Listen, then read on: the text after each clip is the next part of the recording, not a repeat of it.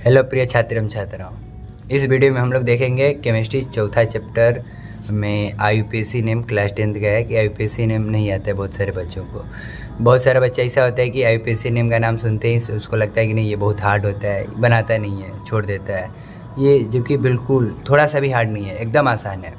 हमको बस पता होना चाहिए, उसका मेन बेसिक चीज़ पता होना चाहिए कि क्या करेंगे कि IUPAC नेम लिखा जाएगा, कैसे लिखाएगा, ये चीज़ हमको पता होना चाहिए। ठीक है, तो हम लोग देखते हैं कि IUPAC नेम कैसे लिखा जाता है।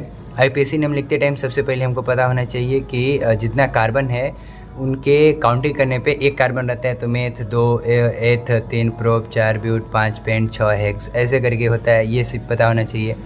ठीक है, ऑक्टोनडेक, अनडेक, डोडेक ऐसे करके 11-12 आगे चलते हैं। ठीक है, इसके बाद हमको पता होना चाहिए कि अगर सिंगल बॉन्ड है तो उसके लिए क्या लगाएंगे, उसके लिए लगाएंगे ANE, यानी कि हिंदी में बोला जाए तो एन। डबल बॉन्ड रहता है तो उसके लिए लगाएंगे इन, ENE, और ट्रिपल बॉन्ड रहता है तो उसके लिए लगाएंगे आइन, YNE। इतना चीज़। ठीक है, अगर प्रतिस्थायी समूह आ जाता है, प्रतिस्थायी समूह जो होता है वो बाहर से मुख्य श्रृंखला में हमारे जुड़ता है, जैसे कि Br रहता है तो ब्रोमो, Cl रहता है तो क्लोरो, I रहता है तो आयोडो, F रहता है तो फ्लोरो, CH3 रहता है तो मेथिल, C2H5 रहता है तो एथिल, C3H7 रहता है तो प्रोपिल, ऐसे करके ये सब प्रतिस्थायी समूह है। और अगर प्रतिस्थायी समूह या डबल बॉन्ड या ट्रिपल बॉन्ड हमारे सवाल में, हमारे क्वेश्चन में 2 बार आ जाता है तो उसके लिए डाई लगाया जाता है, 3 बार आता है तो ट्राई लगाया जाता है, 4 बार आता है तो टेट्रा लगाया जाता है, ऐसे करके यूज किया जाता है। ये हमको पता होना चाहिए। और इतना चीज़ पता हो गया। और इसके बाद अगर कोई क्रियाशील समूह आता है उसको प्रक्रियात्मक समूह कहते हैं, इंग्लिश में बोले तो फंक्शनल ग्रुप कहते हैं, ये सब आ जाता है तो उसके लिए क्या लगाते हैं ये हमको पता होना चाहिए। जैसे कि OH रहता है तो एल्कोहल के लिए OH यानी कि OL, एल्कोहल, OL लगता है। एल्डिहाइड आ जाता है, CHO रहता है तो उसके लिए लगता है AL, अल। COOH आता है तो कार्बोक्सिलिक अम्ल यानी कि ओइक एसिड। कीटोन रहता है तो इसके लिए लगता है ओन। ईथर रहता है तो इसके लिए लगता है ऑक्सी। एमीन रहता है, NH2 रहता है तो इसके लिए लगता है एमीन। ऐसे करके लगता है, ये हमको पता होना चाहिए।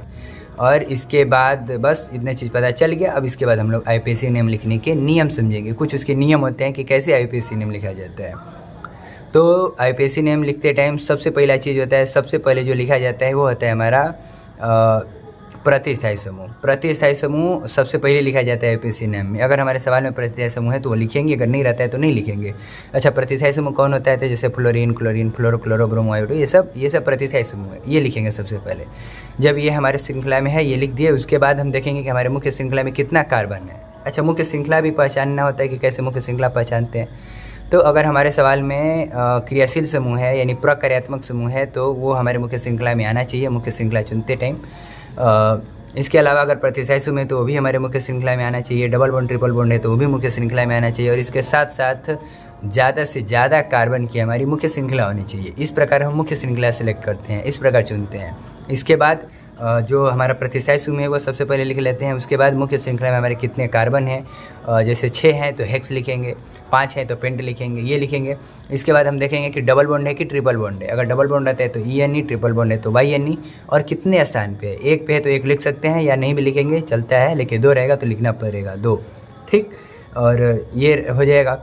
इसके बाद हमारा क्रियाशील समूह अगर रहता है हमारे सवाल में तो क्रियाशील समूह के लिए हम लगाते हैं जो बताए थे कि अल्कोहल रहता है तो OL, और कार्बोक्सिलिक अम्ल रहता है तो ओइक एसिड, एल्डिहाइड रहता है तो AL यानी अल, ऐसे करके लगा देते हैं। और इस प्रकार से हमारा एक IUPAC नेम कंप्लीट होता है। इसमें से अगर कोई नहीं रहता है तो उसको नहीं लिखा जाता है, और रहता है तो वो इसी फॉर्मेट में सबसे पहले प्रतिस्थायी समूह, कार्बन की श्रृंखला, उसके बाद double bond, triple bond, single bond जो है वो, उसके बाद प्रकारात्मक समूह, ऐसे करके लिखेंगे और हमारा प्रतिस्थायी समूह हो जाता है। इसमें एक और चीज़ बात ध्यान देना होता है, ये IUPAC नेम लिखते टाइम एक अंक और एक वर्ड लेटर आता है तो उसके बीच में डैश दिलाता है, और कोई अंक 2 बार आता है तो वहाँ पे कॉमा दिलाता है। जैसे कि मेथ, उसके बाद कोई संख्या आता है तो उसके बीच में मेथ और संख्या के बीच में डैश देते हैं। या कोई सवाल है जिसमें कि डबल बॉन्ड 2 बार आता है, आ गया कहीं 2 पे आ गया, 3 पे आ गया तो 2, 3 और 2, 3 के बीच में कॉमा देंगे। ऐसे ही करके हम IUPAC नेम लिखते हैं। तो और अगर इससे और डिटेल से और वीडियो चाहिए तो आप लोग कमेंट करिएगा, बना के दे देंगे। अभी हम इसका एक PDF या फॉर्मेट आपको डिस्प्ले के सामने आएगा, वीडियो रोक के उसको देख लीजिएगा। ठीक है, और वीडियो अच्छा लगा तो लाइक करिए, सब्सक्राइब करिए। और अपने दोस्तों को शेयर करिए ताकि वो लोग भी आपके जैसे सीख पाएँ, समझ पाएँ। और इससे आगे और भी टॉपिक पे वीडियो आएगा, आगे फिर मिलेंगे। तब तक के लिए बाय, फिर मिलेंगे।